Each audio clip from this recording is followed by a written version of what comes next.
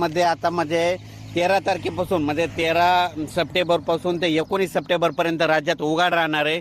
ज्या शेतकऱ्याचं सोयाबीन आलेलं असेल तुम्ही काय करा, हे 8-10 दिवसात काढा, एक दिवस ऊन द्या, नंतर त्याच्यानंतर झाकून ठेवा म्हणून हे अंदाज लक्षात घ्यायचा.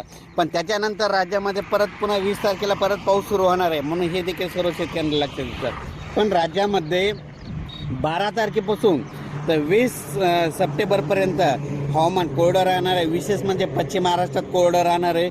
त्याच्यानंतर बार्शी, धाराशिव जिल्हा, त्याच्यानंतर लातूर जिल्हा, त्याच्यानंतर सोलापूर, सातारा, सांगली, कोल्हापूर, नगर जिल्हा या भागात तर 12 तारखेपासून म्हणजे उद्या 12पासूनच कडक चांगलं ऊन सूर्यदर्शन होणार आहे. आणि ज्यांच्या शेतकऱ्याचा उडीद असेल, ज्यांचं सोयाबीन काढणी चालू आहे, त्यांच्यासाठी ही आनंदाची बातमी.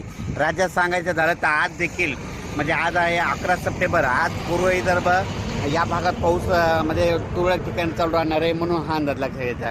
त्याच्यानंतर पश्चिम विदर्भात देखील आज आणि उद्या 12 तारखेपर्यंत पाऊस असणार आहे म्हणून हा अंदाज लक्षात घ्यायचा. पण विदर्भामध्ये मात्र 14 तारखेपासून चांगलं सूर्यदर्शन होणार आहे. त्यांच्यासाठी ज्या शेतकऱ्याचं सोयाबीन आलेलं आहे त्यांना त्या 8 दिवसात आलेलं असलं तर तुम्ही काढा, झाकून ठेवा.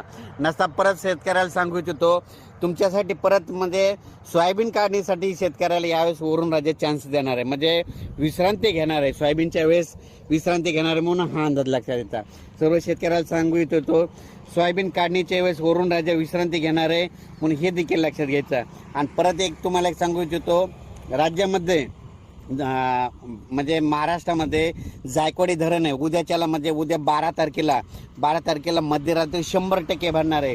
त्याच्यामुळं काय होणार आहे की त्याचा विसर्ग वाढवावा लागणार आहे. विसर्ग वाढल्याच्या नंतर गोदावरी नदीत पाणी सुटणार आहे. आणि गोदावरी नदीत पाणी सुटल्याच्या नंतर नदीकाठच्या लोकांच्या कोणाच्या मोटर आहेत, कोणाचे पाईप आहेत, हे वाहून जातील म्हणून त्यांच्यासाठी एक सांगू शकतो की तुम्ही काय करा, आज आणि उद्या 4 वाजेपर्यंत तुम्ही तुमचे मोटर पाईप काढून घ्या. कारण की 13 तारखेला पुन्हा जोरानं पाणी विसर्ग वाढल्याच्यानंतर तुमचे मोटर वाहून जातील मग हे लक्षात घ्यायचं. त्याच्यानंतर राज्यामध्ये काय झालं, शेतकऱ्याचं आता कांदा रोप टाकणी चालू आहे. म्हणजे आता कांद्याचं रोप टाकायचं आहे.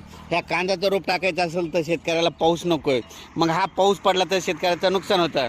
मग शेतकऱ्याला एक आनंदाची बातमी सांगतो की तुमचं जे कांदा रोप आहे तुम्ही काय करा, ज्यांना टाकायचं त्यांना 8-10 दिवसामध्ये उघाड भेटणार आहे. म्हणजे 8 ते 10 दिवसामध्ये उघाड भेटणार आहे म्हणून तुम्ही तुमचे कांद्याचे रोप टाकून घ्या. कारण की 8 दिवस उघाड पडणार आहे म्हणून हे अंदाज लागायचा. पण 20 तारखेच्या नंतर परत पाऊस येणार आहे म्हणून हे लक्षात घ्यायचं. त्याच्यानंतर 12-13च्या दरम्यान म्हणजे 12 आणि 13 सप्टेंबरला म्हणजे उद्या 12 आणि 13 सप्टेंबरला उत्तर महाराष्ट्राकडे म्हणजे पाऊस असणार आहे.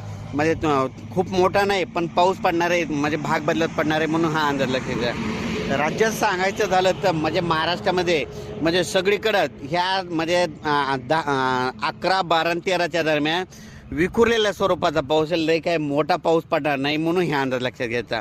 परत शेतकऱ्याला सांगू इच्छितो त्याच्यानंतर 20 तारखेच्या नंतर परत पाऊस वाढायला सुरुवात होणार आहे.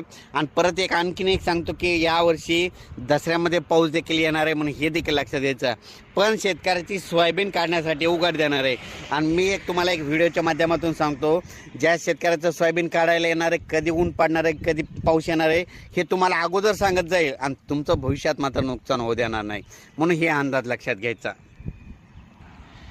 लातूर जिल्हा, त्याच्यानंतर बीड जिल्हा, नंतर धाराशिव जिल्हा बऱ्याच शेतकऱ्याच्या लवकर पेरण्या झाल्या म्हणून त्यांचं सोयाबीन काढणीस आलेलं आहे. ज्यांची सोयाबीन आली तुम्ही काय करा, म्हणजे 20 तारखेचा आली असेल तर काढून घ्या आणि झाकून ठेवा. एक दिवस त्याला ऊन द्या, ऊन द्यायल्याच्यानंतर वळी लावून त्याच्यावर ताडपत्री टाकून ठेवा म्हणून हे लक्षात घ्यायचं. पण राज्यामध्ये आता मात्र उद्यापासून म्हणजे काही भागामध्ये उद्यापासूनच सूर्यदर्शन होणार आहे म्हणून हे लक्षात घ्यायचं. आणि काही भागामध्ये समजा पूर्व विदर्भ, पश्चिम विदर्भ मात्र 13 तारखेपासून सूर्यदर्शन घडणार आहे म्हणून हे लक्षात येतं. अचानक वातावरणात बदल झाला तर लगेच एक मेसेज दिला जाईल. पण राज्यात मात्र परत 19 तारखेला 19-20 तारखेला पुन्हा पाऊस येणार आहे म्हणून हे देखील सगळ्यांना लक्षात येतं. अचानक वातावरणात बदल झाला लगेच एक मेसेज दिला जाईल. धन्यवाद.